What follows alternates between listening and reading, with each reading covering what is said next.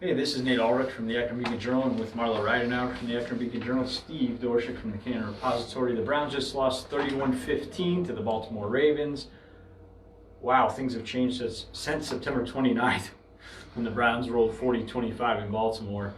Here we are. This is the penultimate game for the 2019 season, a season of great disappointment, the home finale. Steve, what's running through your mind here?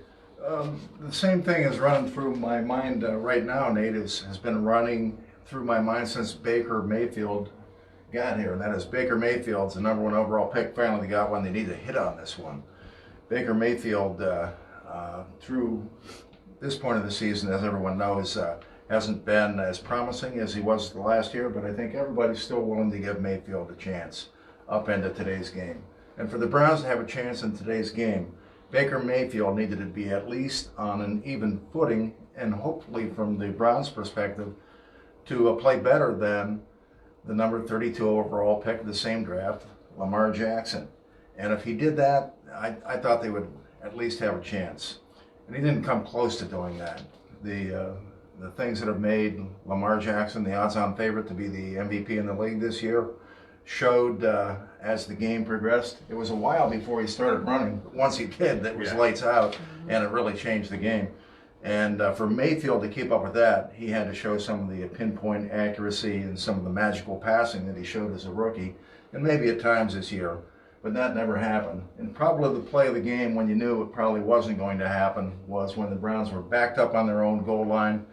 They took a shot deep to Odell Beckham, and the play was there. Beckham was slightly open, and a good long ball that would have led Beckham would have been a complete pass, but the ball was underthrown and broken up, and that pretty much in my mind was the end of the game.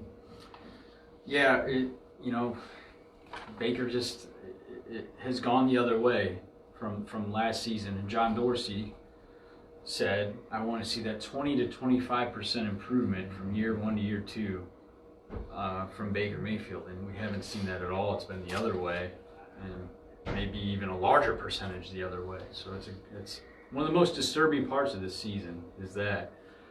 Marla, I know you got a lot of thoughts on another huge problem with this season, and that's been some key decision making by Freddie Kitchens. Yeah, it was. It's until the last 2 minutes of the first half, you basically had your way with probably maybe the best team in football. Yeah. I mean, you were dominating the first half. Then it's a 3rd and 1.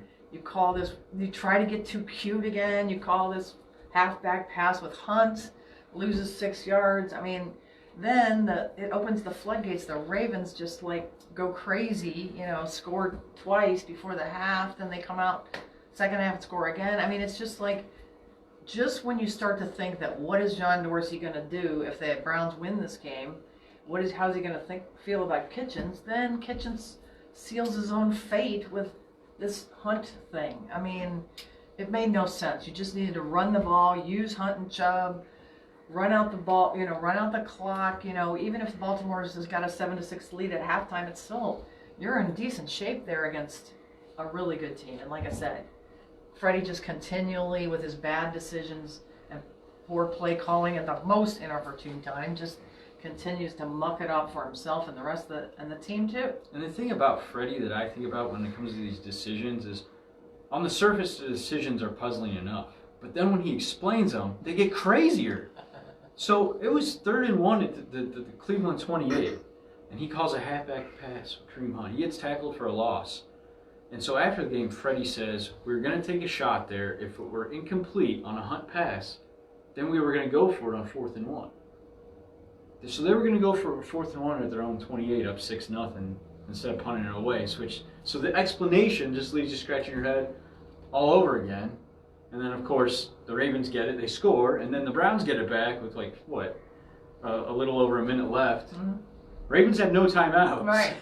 And the Browns threw 3 consecutive incomplete passes, nearly picked off, batted down, tipped. Yeah. So one run gets you to the half down Right. 7-6, and now it's 14-6 instead. Ravens, like you said, score coming out of the third quarter because they get the ball to start the second half. All of a And sudden, that- 21-6. And that Good span, night. 21-6, that last 2 minutes, the 150 in that first scoring drive. Of the third Ravens 207 yards, Browns -1. quarter. 207 and 1 Yeah, minus 1. yeah. I'd say that's the turning point. I'd say when John Dorsey's going over his ledger, that's another strike against Freddie. And one last point I just want to make is this season's been disappointing for so many reasons. I think we all predicted double-digit wins. I had 10-6. Somebody I know named Steve predicted 10-6. Okay. Yeah, I had 10-6. Okay. Yeah. George had 10-6. And George knows what he's talking about. He gets the picks right every week, unlike me. But here we are. The Browns need to win the finale in Cincinnati just to match the 7 wins that they had last season. And the record technically won't even be as good because the Browns had a tie last year. Right. 7-8-1 is better than 7-9. So it's just a huge disappointment. And what perfectly kind of illustrates, or the perfect microcosm of this season, is what happened today. The Browns had help from the other teams they needed help from to stay alive mathematically for postseason contention heading into the finale. The Steelers lost. The New York, not the New York Jets. The Steelers lost to them. The Titans lost, and the Colts won. So all these things happen, but the Browns don't take care of business. And yeah, it would have been an upset, but you guys saw the way they came out, and you saw, like Marla mentioned, how they had the Ravens on the ropes, and some bad play calling, poor decision making, poor defense, Lamar Jackson. It changed everything. Forget about it. So the Browns eliminated because they couldn't get the job done. The other things happened that they needed to have happen. So that's just kind of the perfect, way for this team to be mathematically eliminated. It sums up everything. Well, we still have plenty of work to do, even though the Browns won't be going to the playoffs. It could be a busy January, even though they won't be in the postseason for the first time since 2002. No matter what happens, we'll have you covered.